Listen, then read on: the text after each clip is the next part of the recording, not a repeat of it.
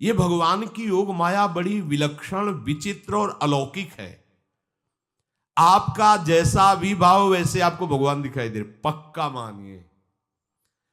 आप स्त्री भाव से देख रहे हैं तो भगवान आपको स्त्री रूप में आपके पास है, पुत्र भाव से पुत्र रूप में आप जान नहीं पा रहे, वही है, दूसरा नहीं है। हजारों बार बता चुके हैं कि ना मानने और ना जानने पर भी आपके हृदय में सत्ता उन्हीं की है।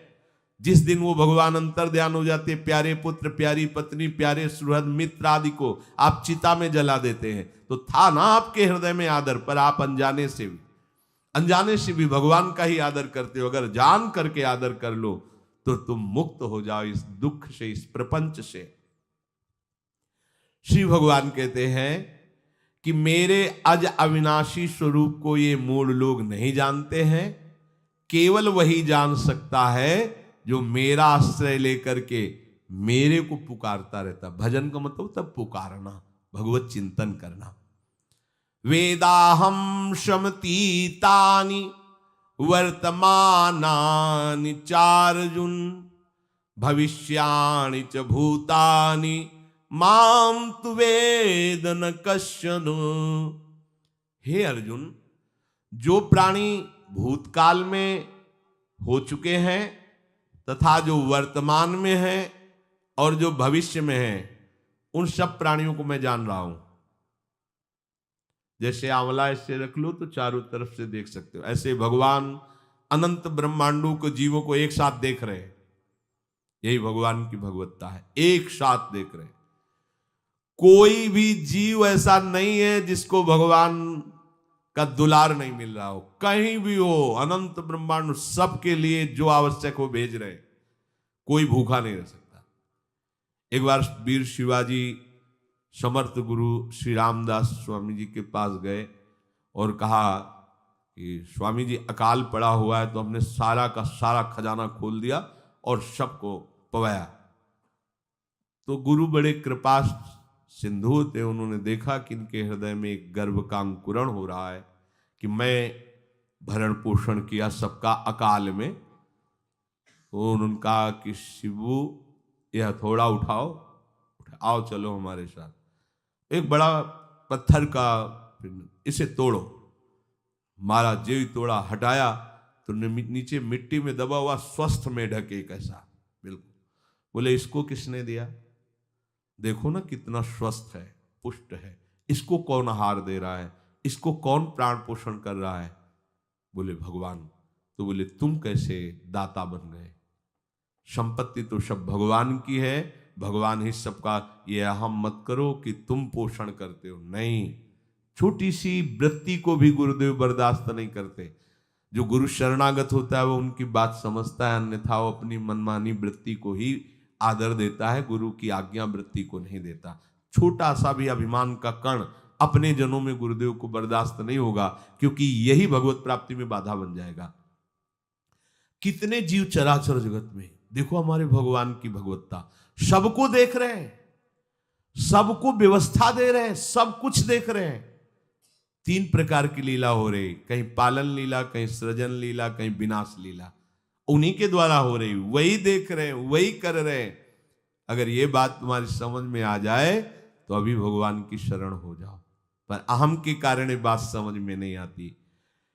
जो भूतकाल में हो चुके हैं, वर्तमान में हैं, जो भविष्य में होंगे, सबका प्रभु वर्तमान की तरह देख रहे हैं, दर्शन कर रहे हैं। परंतु मुझे मेरे भक्त के सिवा कोई नहीं जानता है। भक्त के सिवा कश्यन, कोई भक्त बिरला, वही केवल भगवान को भगवान सबको देख रहे हैं, भगवान की दृष्टि सब पे है। अगर ये बात आपकी समझ में आ जाए तो अभी आनंद आने लगेगा। मैं भगवान की दृष्टि में हूं, बस आज हमें सत्संग से बात मिली कि मैं भगवान की दृष्टि में हूं, मुझे वो देख रहे हैं, बढ़िया बन गया। अब आप पाप कैसे करोगे? क्योंकि भगवान की दृष्टि में भगवान आपको देख रहे हैं। डरो, किसी गवाही की जरूरत नहीं, वो देख रहे हैं। तो आप भय क्यों कर रहे हो? आपको भगवान देख रहे हैं, आपको डरना नहीं। फिर आप कामना क्यों कर रहे हो? भगवान आपको देख रहे हैं, जो चाहिए उस समय से दे देंगे, आप निश्चिंत रहिए। अगर आप अहम करोगे तो दुख भोगोगे, आश्रित रहोगे तो सब अपने आप निर्वाह हो जाएगा। एक आदमी ट्रेन के डिब्बे में बैठे ऐसे ऐसे दौड़ रहा था। एक ने पूछा भाई क्यों दौड़ रहे? बोले अमुक स्टेशन जाना है। तू बैठ जा, गाड़ी चल रही है, ट्रेन चल रही, तू बैठ जा। ऐसे ही त्रिगुणात्मिका माया की ट्रेन चल रही, पूरे विश्व का विश्वंबर भरण पोषण कर रहे हैं, तू तो बैठ जा भगवद आश्रय लेकर के, तू काहे को दौड़ा घूम रहा है? लेकिन ये अहंकार के कारण भटकता रहता है। भूत, वर्तमान और भविष्य काल, ये 3 विशेषण देकर भगवान कह रहे हैं कि मैं सबको देखता रहता हूं, जो हो गए, जो हैं, जो होंगे।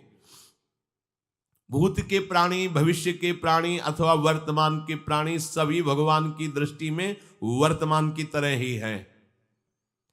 ये भूत, भविष्य, वर्तमान काल केवल हम लोगों की दृष्टि में भेद है, भगवान की दृष्टि में नहीं। हो चुका, होगा, हो रहा है। भगवान की दृष्टि में सब हो रहा है, पीछे का भी, अब का भी, सब सामने चल रही सीन। हमारे हृदय में विश्वास हो जाए प्रभु हमें देख रहे हैं। अभी तो हमें ये नहीं पता कि हम भजन कर रहे हैं, भगवान पता नहीं जान रहे हैं कि नहीं जान रहे हैं। अभी भक्ति में रंग आ जाए, अगर ये बात समझ में आ जाए कि प्रभु देख रहे हैं हमें। देखो, जब हमारे गुरुजन बैठकर सुनते हैं और जब गाने को अवसर मिलता है तो ज्यादा उत्साह होता है कि बैठे सुन रहे हैं। ऐसे ही अगर हम मान लें कि हमारे प्रभु सुन रहे हैं, हम जो भजन कर रहे हैं हमारे प्रभु देख रहे हैं, जो सेवा कर रहे हैं भगवान हमारे स्वीकार करें, प्रियालाल स्वीकार कर, अभी भक्ति का रंग आ जाए, ये बात हमारे हृदय में बैठ जाए कि मैं हर समय प्रभु की दृष्टि में हूं, हर समय मैं अपने आराध्य देव की दृष्टि में हूं, कितना आनंद आएगा। अंदर से सोचो जरा, हर समय वो हमें देख रहे हैं और वो कह रहे हैं मैं देख रहा हूं। पीछे जो तुम किए वो देख रहे हैं वर्तमान की तरह, अभी जो वो तुम देख रहे हैं, आगे जो करोगे वो भी देख रहे हैं। वो पहले से उनको सब पता है, तुम ऐसे ऐसे चलोगे, ऐसे ऐसे कार्य करोगे। भगवान की दृष्टि में सब कुछ वर्तमान ही रहता है। संपूर्ण प्राणी काल के अंतर्गत है और प्रभु श्री हरि कालातीत है। देश, काल, वस्तु, व्यक्ति, घटना, परिस्थिति ये बदलते रहते हैं, पर प्रभु श्री हरि वैसे के वैसे ही रहते हैं। काल के अंतर्गत प्राणियों का ज्ञान एक सीमित है। अब इस दीवार के पीछे कौन खड़ा है, क्या कर रहा है पता नहीं, पर भगवान की दृष्टि में नहीं। भगवान की दृष्टि में सुमेरु पर्वत पर क्या हो रहा है, जहां किसी की दृष्टि, वहां भी उनको, ब्रह्मलोक में ब्रह्मा क्या कर रहे हैं, बैठे बैठे सब। इसलिए कितने महान ईश्वर हैं। एक छोटी सी भी चींटी को दाना मिला कि नहीं, उनको चिंता है। देखो, आप छोटे से 2-4 लोगों का भार लेकर के चिंतित हो रहे हो, अनंत ब्रह्मांडों के अनंत जीवों का भरण पोषण प्रभु हमारे कर रहे हैं और निश्चिंत हैं। अचिंत शक्तियां भगवान की, तो आप भी तो उनके बच्चे हो ना। ये सब कहने का मतलब है आप भी तो उन्हीं के अंश हो ना। 2-4 की चिंता में इतने तुम बावरे हो रहे हो, डिप्रेशन में पहुंच रहे हो, 2-4 कामनाओं के पीछे इतने। अनंत ब्रह्मांड तुम्हारा जो अंशी है, अनंत ब्रह्मांडों के अनंत जीवों का अनंत काल से भरण पोषण करता चला आ रहा है। कहीं भी किसी के साथ कुछ भी गलत नहीं हो सकता। जैसे कहते हैं कि क्या गलत हुआ, देखो ना अभी तो बच्चा था, ऐसा ऐसा हो गया, तो तुम्हारी दृष्टि में बच्चा है, पीछे तो बहुत पुराना है ना, जो कर्म करके आया उसका फल। कहीं भी गलत किसी के साथ नहीं होता, ध्यान रखना। जहां कुछ होता है, अभी हमने देखा मनो कि ये तो बहुत गंदा है, तो सीधे जा रहा था, ये आदमियों ने मिलकर इसे पीटा, अभी सीधा चल रहा, पीछा टेढ़ा चल के आया है, और जिनको पीटा है वही आके इसे पीट रहे हैं। अब हम वर्तमान को तो देख रहे हैं ना, पीछे की बात तो देख नहीं रहे ना, और भगवान पीछे की देख रहे हैं कि इसने पीछे बहुत ऐसा गलत किया, उसका हिसाब इसको मिल रहा है, इसलिए चुपचाप देखते रहते हैं। ध्यान रखना, इतना भी गलत नहीं हो सकता इस सृष्टि में।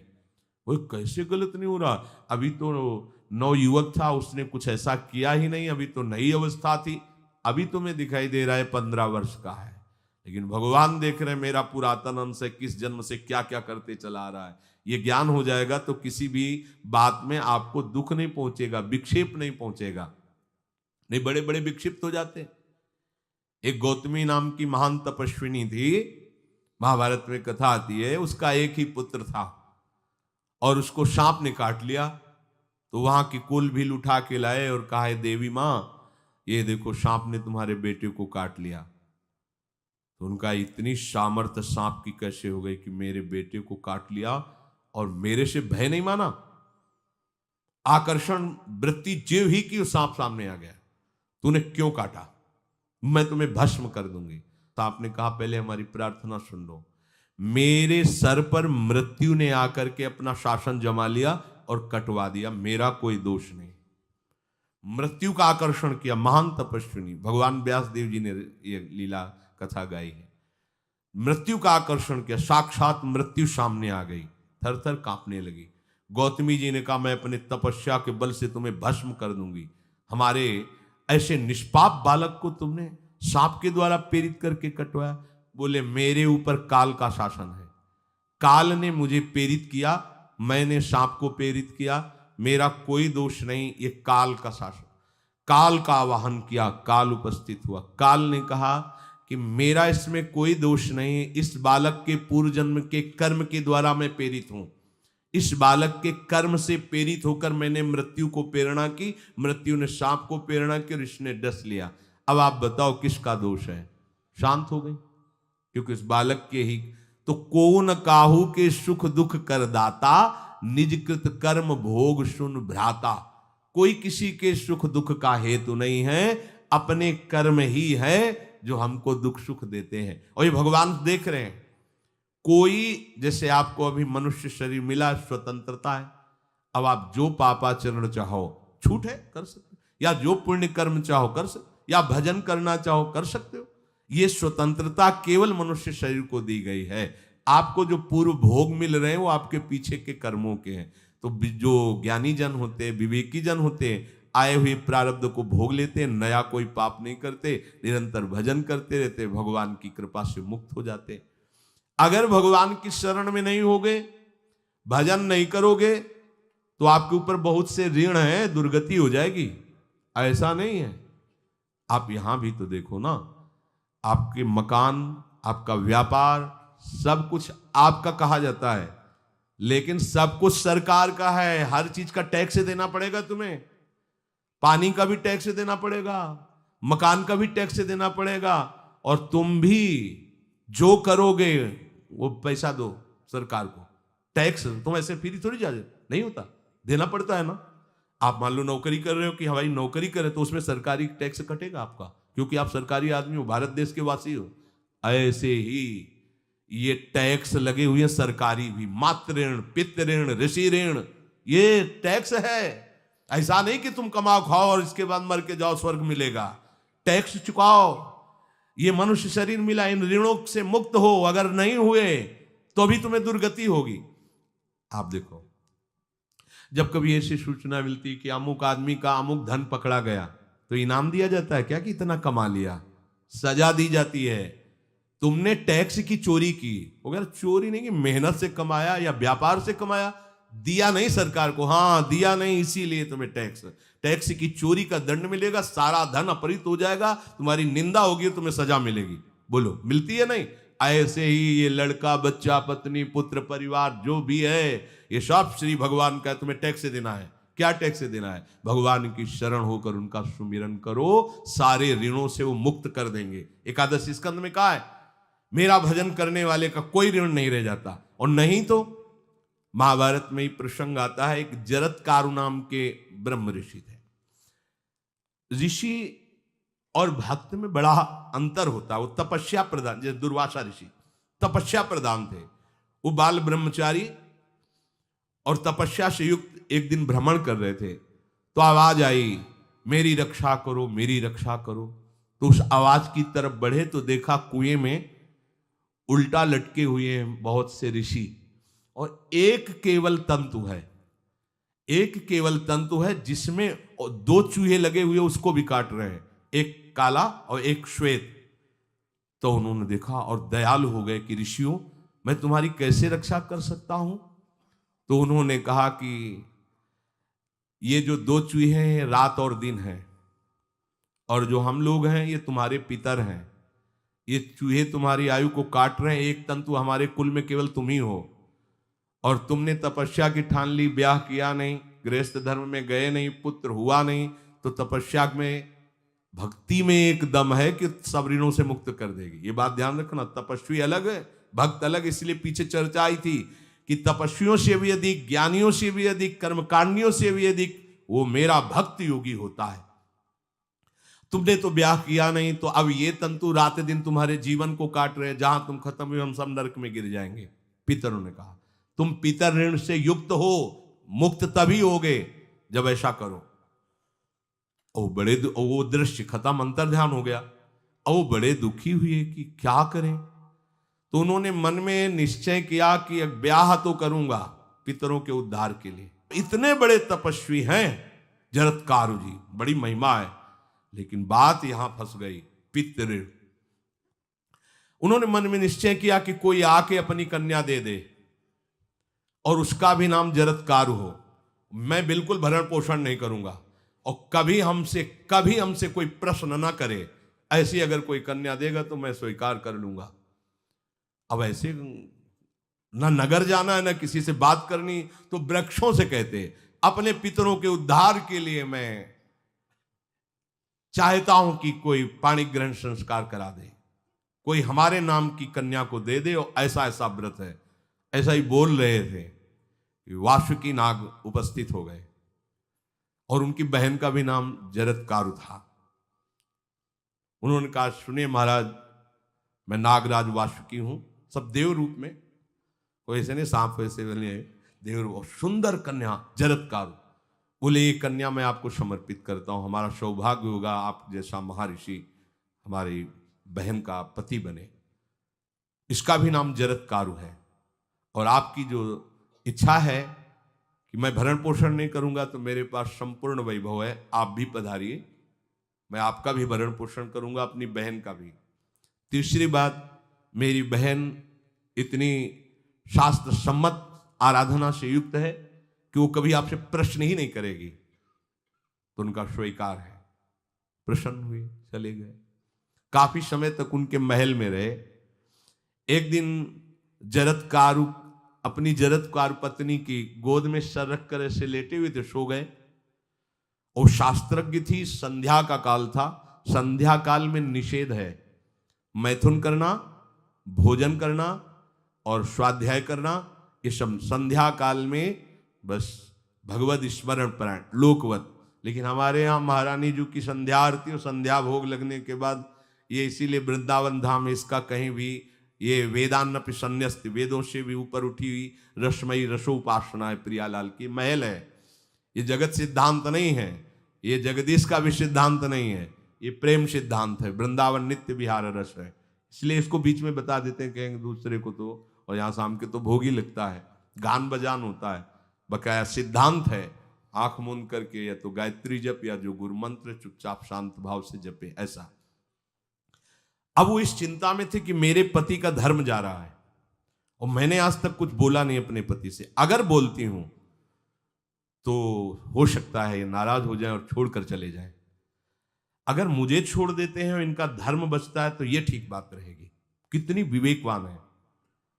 अगर ये सोते रह गए और सूर्य अस्ताचल को चले गए तो इनका धर्म लोप हो जाएगा, ये मैं होने नहीं दूंगी, अपने पति का धर्म लोप नहीं होने। और वो उस समय भी केवल एक लंगोटी लगा के रहते थे, अस्थिमात्र हो रहे शरीर। वहां भी ऐसा नहीं कि दूल्हा बन करके सज, नहीं, वैसे ही केवल पितरों की तृप्ति के लिए उन्होंने बात स्वीकार की थी। उन्होंने कहा महाराज उठिए, संध्या का समय है, शास्त्र निषेध करता है इस समय सोना नहीं चाहिए, नहीं आपके धर्म का लोप हो जाएगा। महाराज उठिए, सूर्य अस्ताचल को बस पहुंचने ही वाले हैं, उठिए। उठे एकदम लाल आंख करते हुए, तुमने हमें टोका कैसे, तुमने हमसे प्रश्न कैसे कर दिया, मैं अभी तुम्हारा त्याग करता हूं। बोले स्वीकार है, आपके धर्म का लोप ना हो। कहीं सूर्य अस्ताचल को चले गए, आपने अर्घ नहीं दिया तो जीवन भर की आपकी उपासना में कलंक लग जाएगा कि आपने संध्या काल में शयन करते हुए सूर्य आराधना नहीं की, आपके धर्म का लोप हो जाए। बड़ा सूक्ष्म धर्म का विषय। तो उनका सूर्य की ताकत कैसे कि मैं सोता रहूं और वो अस्ताचल को चले जाए, ऐसे महात्मा थे। कहा सूर्य की ताकत कैसे, भगवान व्यास देव जी ने लिखा है, किसी कहानी की बात नहीं। सूर्य की सामर्थ्य कैसे कि मैं अर्घ ना दूं और वो अस्ताचल को चले जाएं, सूर्य तब तक रुके रहते जब तक मैं सोता रहता, पर तुमने टोक दिया, अब मैं चला। जब चले तो उन्होंने कहा हमारे गृहस्थ धर्म का जो फल होता है आपके पाणी ग्रहण स्वीकार का जो फल होता है उसको बिना दिए आप कैसे चले जा रहे हैं? तो उनका आस्ति वो है, चले गए। उसी से आस्तिक मुनि का प्रादुर्भाव हुआ और उन्होंने आगे बड़ा चरित्र है उनका, आस्ति, तो उसी से नाम रखा आस्तिक। आस्तिक उन्होंने जन्मेजय की यज्ञ को बंद किया। आप सोचो, एक पितर की तृप्ति के लिए उनको ये सब करना पड़ा। और श्री हरिशरणम और निरंतर भजन, तो मातृण, पितृण, देवऋण, ऋषि ऋण, सब ऋणों से उपासक मुक्त होकर के परम धाम को जाता है, एकमात्र भगवदास है। पर ये मूढ़ जन इस बात को नहीं जान पाते हैं। बिना कारण कृपा करने वाले प्रभु जीव को मनुष्य शरीर देते हैं। ये मनुष्य शरीर अंतिम शरीर है, अगर इसमें नहीं बना तो फिर चले जाओगे 84 लाख योनियों के चक्र में। इसी शरीर में अनंत जन्मों के संचित कर्म समुदाय का नाश करके भगवत प्राप्ति होती है या मोक्ष पद मिलता है। कौन सा प्राणी किस गति को जाएगा भगवान देखते हैं पर संकल्प नहीं करते, ध्यान रखना, क्योंकि आगे की भी देख रहे हैं, वो देख रहे हैं जो तुम कर रहे हो वैसे गति बनती चली जाएगी। भगवान संकल्प नहीं करते। भगवान तो एक बार संकल्प कर दिया, एको हम बहुश्यामा, उसी में बहुत रूपों में प्रकट हो गए। अब तुम्हें संकल्प करना है कि इस जन्म में मुझे भगवत प्राप्ति करनी है। जो संत शास्त्र सदगुरुदेव कह रहे हैं ऐसा करो ऐसा ना करो, यदि आप इस भावना को स्वीकार करके आराधना करेंगे तो निश्चित निश्चित भगवत प्राप्ति इसी जन्म में हो जाएगी। प्रभु केवल तुम्हें निमित्त बनाना चाहते हैं, कल्याण तो वही करेंगे। जैसे अर्जुन से कह रहे हैं भीष्म आदि द्रोण आदि मेरे द्वारा मारे जा चुके हैं, तुम केवल निमित्त मात्र भव सव्यसाची। ऐसे ही अय उपासक तू केवल निमित्त बन जा, जो शास्त्र सदगुरुदेव आज्ञा करते हैं वैसे ही तू चल दे अपने मन को मार के, केवल तू निमित्त बन जा। कल्याण या भगवत प्राप्ति या मोक्ष वो तो भगवत कृपा से होगी। पूरी उद्धार की सामग्री तेरे अंदर जागृत कर देंगे प्रभु, केवल तू निमित्त बन जा, मेरी कृपा तेरी सारी बात बना देगी। विश्वास करो, इस बात पर विश्वास करो। भगवान कह रहे हैं तुम निमित्त बन जाओ, जो आदेश कर रहे हैं वैसा पालन करो, काम तो सब मेरी कृपा कर देगी। जो ऐसे मनुष्य शरीर ऐसी कृपा प्राप्त होने पर भी भगवत प्राप्ति नहीं कर पाता, तो मयानुकूलेन नभस्वतेरितम पुमान भवाब्धिम न तरेत सा आत्मा। ऐसी मेरी कृपा का सहारा मिलने पर यदि वो भगवत प्राप्ति नहीं कर पाता तो बोले आत्महा है, वो आत्महत्यारा है, वो दुर्गति को प्राप्त होता है। मनुष्य के लिए खास बात है कि प्रभु ने कृपा करके तुम्हें जो सामर्थ्य दी है, जो समझ दी है, जो सामग्री दी है, उसका दुरुपयोग मत करो। केवल भगवत प्राप्ति के लिए चलो, केवल भगवत प्राप्ति के लिए। ये सबकी समझ में नहीं आएगा, बिल्कुल बात समझ ले। केवल भगवत प्राप्ति के, ये जो कहते हैं कि और हमारे धर्म कर, ये सब फसाव है। आप गृहस्थ बने रहो, आप व्यापारी बने रहो, पर आप लक्ष्य रखो कि मुझे इस जन्म में भगवत प्राप्ति करनी है। आपका लक्ष्य दृढ़ होगा तो नाम जप चलता रहेगा, संसार का कोई विकार आपको परास्त नहीं करेगा। अगर आपने ऐसा अटल निश्चय कर लिया तो तुम्हें जो भगवत सामर्थ्य मिली उसका तुम दुरुपयोग नहीं करोगे। देख लो, अपने लोग बहुत बड़ी गलती करते हैं, जो आध्यात्मिक ऊर्जा शक्ति उसको विषयों में दुरुपयोग करके नष्ट कर रहे हैं। कहते हैं अब हमारा मन नहीं लगता, अब हमारा बड़ा शांति है, घबराहट है। क्यों शांति है, क्यों घबराहट है? जब तक तुम धर्म विरुद्ध नहीं करोगे तो अशांति नहीं हो सकती, भय नहीं लग सकता, विषाद नहीं हो सकता, क्लेश नहीं हो सकता। लिख लो ये बात, किसी को भी कभी भी भय महसूस हो रहा है, अशांति महसूस हो रही, घबराहट महसूस हो रही, आप भगवत प्रदत्त शक्ति का दुरुपयोग कर रहे हैं, समय का दुरुपयोग कर रहे हैं, सामग्री का दुरुपयोग कर रहे हैं, अर्थात कोई न कोई अधर्म आचरण कर रहे हैं। अब भी आपको उपाय बता देते हैं। यदि तुम्हारा मन जलन पैदा कर रहा है तो भगवान से हाथ जोड़कर कहो कि हे नाथ, मेरे से अब तक जो गलतियां हुई हैं उन्हें क्षमा कर दो। आगे मैं गलती नहीं करूंगा, आपके बल से, आपके बल से। ये भी ध्यान रखो, आपके बल से, अपने बल से नहीं, आपके बल से। हे नाथ ऐसा मुझे बल दो जिससे कभी मैं आपके और गुरुदेव के विपरीत न चलूं। अगर कोई हमसे गलती हो जाए तो मुझे तत्काल दंड दे देना, क्षमा मत करना। आगे ये बहुत बढ़िया बात है। अगर हमको क्षमा कर दिया जाएगा तो हमारे मन को उत्साह बढ़ जाएगा फिर गलती करने का। अगर दंड दे दिया जाए तो मन डर जाएगा।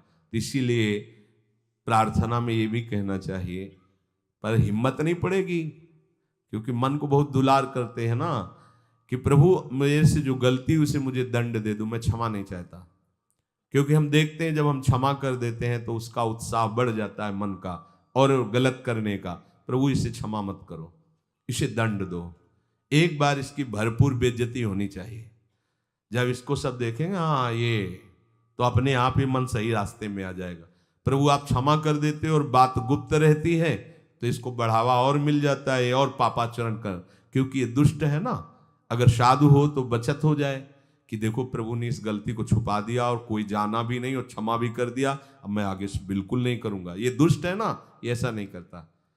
क्षमा हो गई तो उसको लगता है आगे भी क्षमा हो जाएगी, चुपचाप चलो मनोरंजन करते हैं। नहीं प्रभु मुझे दंड दीजिए, जैसे कुंती जी कहती है मुझे विपत्ति दीजिए। ऐसे उत्तम भक्त वही है। हे नाथ आज तक जो गलतियां हुई क्षमा कीजिए, आगे गलतियां नहीं होंगी, ये मैं आपके बल से कह रहा हूं।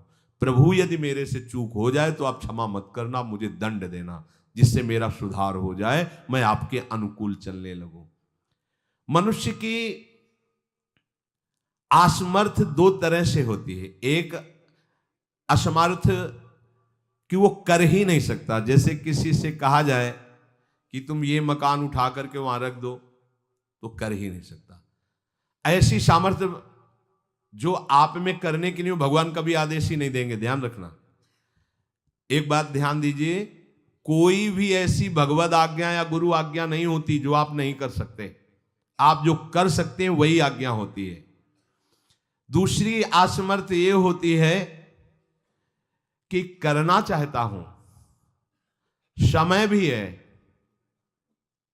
पर पता नहीं कोई अंदर से करने नहीं देता। भजन करना चाहता हूं, ब्रह्मचर्य से रहना चाहता हूं, और अनुकूल कृपा भी है, सत्संग मिल रहा है, धाम वास सब, पर कोई हमारे ऊपर सवार हो जाता है और हमसे ऐसा करवा लेता है।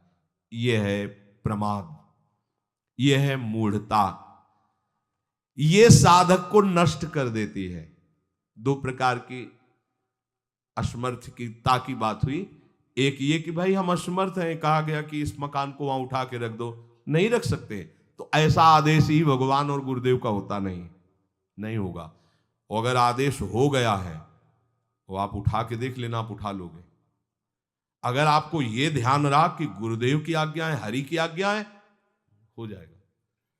हम कई बार आपको कहा है, अंगद को ऐसे मसल दें, ऐसे वीर थे रावण की सभा में, पर राम प्रताप सुमिरपन रोपा। इस सभा में कोई बड़ा वीर हो, मेरा पैर उठा दे, राम जी सीता जी हार जाएंगे, वापस चले जाएंगे। ये बात थर्रा देने वाली बात है। घबरा, आराध्य देव और माता जानकी दोनों को दांव में लगा दिया, उठा दे कोई पैर। पर उनको भरोसा था कि मैं राम के बल पे कह रहा हूं। राम बल आकर के विराजमान हो गया, कोई नहीं उठा पाया। आखिरी में रावण झुका, मेरे झुकने से, मेरे सामने झुकने से तेरी बात नहीं, तो जो बार बार जिनको मनुष्य कह रहा है उनके चरणों में जा। मैं उनका एक तुच्छ दास हूं, यदि आदेश हो जाए तो घूंसा से सबको मार करके तेरी पत्नियों को बंदी बनाकर और तुझे अभी राम जी के सामने डाल दूं। ये अंगद नहीं बोल रहे थे, ये राम प्रताप बोल रहा था। ऐसे ही यदि आपको आदेश कोई शास्त्र का या गुरु का है तो आप अक्षरशः समझ लीजिए उसमें उनका बल भी है, पर हम लोग उस बल का तिरस्कार कर देते हैं। थोड़ी सी मन की डालकर उसको हल्का किया तो वो बल वापस हो गया। सीधे जो बात मानी जाती है उसमें उनकी कृपा शक्ति होती है, और जो अपनी मन की लगा की जाती है वो साधन होता है। कृपा शक्ति और साधन में अंतर होता है।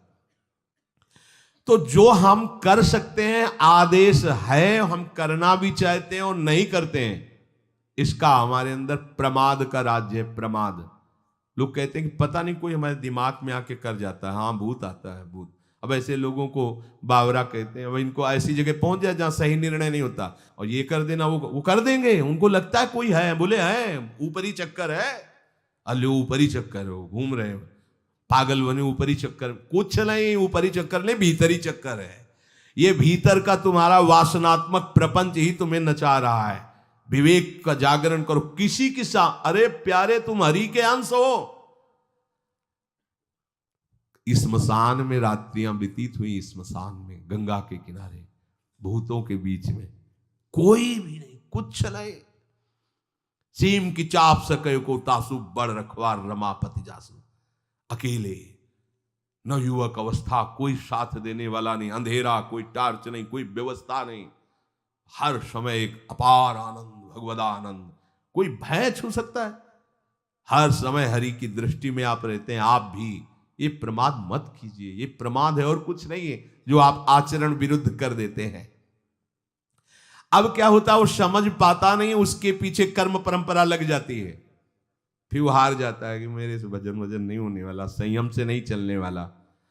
अब वो योनि पर योनि प्राप्त करता चला जाए, ये योनि यो योनि। भगवान के स्वभाव को समझो और उनके आश्रित हो जाओ। कोटि विप्र बदल आ गए जाहू, आए सरन तजो नहीं ताहू। जो नर होए चराचर द्रोही, आवे सभय सरन तक मोही।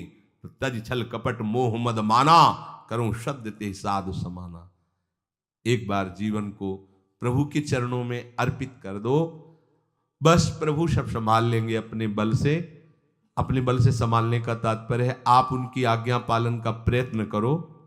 प्रयत्न की सफलता प्रभु के द्वारा होती है। जब हम प्रयास करते हैं ना, तो प्रभु हमें आगे से आगे रास्ता देते चले जाते हैं। और ये जन्म भगवत प्राप्ति होनी ही चाहिए। अब इसके नीचे सौदा मत कर लेना। प्रभु से मिलने के सिवा और कहीं सौदा न कर लेना, क्योंकि आपके पास धन है। ठग लोग आएंगे आपको ठगने के लिए, ये भोग भोग लो, ये भोग भोग लो। कैसे बताएं? यदि तुम भगवद आश्रित हृदय से हो जाओ तो स्वप्न में भी तुम्हें डिगने नहीं देंगे। एक बार किसी उपासक ने अपना अनुभव बताया कि स्वप्न में उसके सामने कई भोग सामग्रियां से भरा हुआ मकान, सब व्यवस्था, वो एक बहुत सुंदर तरुणी, बस हमने आपको पसंद कर लिया। ये स्वप्न की बात, हमने आपको पसंद कर लिया, हम जिसकी खोज में थी वो आप हमें मिल गई, बस अब तो हमारे जीवन धन आप ही हो। वो सुनने लगा, मतलब उसको अच्छा लगने लगा ये बात सुनने में। इतने में ही एक देवी प्रकट हुई, इतना सुंदर रूप कि करुणा बरस रही थी उस रूप से, और स्पष्ट कहती ये छल है, ये कपट है, झुकना मत, देखना मत, इसकी सुनना मत। यदि सुन लिया और इसके प्रलोभन में झुक गए और इसको देख लिया तो तुम चले जाओगे, तुम्हारा आंख खुल गई। बड़ा आनंद हुआ उस उपासक को कि स्वप्न में भी आश्रयदाता उसको डिगने नहीं देते। स्वप्न में भी, ये बात समझ लो, स्वप्न में भी भय आने नहीं, स्वप्न ही था। हो सकता था स्वीकृति उस उपासक के हृदय की हो जाती, लेकिन जगने पर हाहाकार मच जाता कि कैसे स्वीकृति हो गई। पर देखो, जिसका आश्रय लिए वो उससे सुंदर रूप लेकर खड़ा हो गया और समझा रहा है छल है, कपट है, झुकना मत, देखना मत। आप तो केवल आश्रित होके तो देखिए, जागते हुए, सोते हुए, स्वप्न में, ये तुम्हारी अवस्थाएं, प्रभु की नहीं है।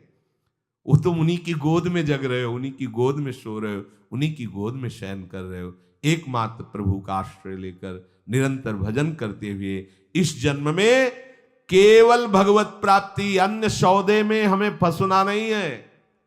बहुत से प्रलोभन आएंगे कि ये फ्री ले लो, फ्री भोग लो, कोई नहीं जानेगा। आपको सौदा नहीं करना अपने हरि आश्रित बल का, आपको उससे केवल हरि की प्राप्ति करनी। प्रलोभन आएगा, ध्यान रखना, भय आएगा, हे भगवान आज तक जो भजन किया है इस भय को हटा दीजिए, क्योंकि इज्जत चली जाएगी, सब लोग थू थू करेंगे, मेरे से बहुत गलती हो गई, हटा दीजिए। हरि मुझे दंड दो, पूरी सभा में मेरा तिरस्कार करवाओ, ये मन लाख समझाया नहीं समझा, अब जब बेइज्जती होगी ना इसकी तब समझेगा। कुछ नहीं होगा और वो कृपा हो जाएगी, आगे बढ़ जाओगे। बिल्कुल अपने भजन को खर्चा मत करना, ना भय में और ना किसी सुख प्रलोभन में, तो इसी जन्म में भगवत प्राप्ति हो जाएगी।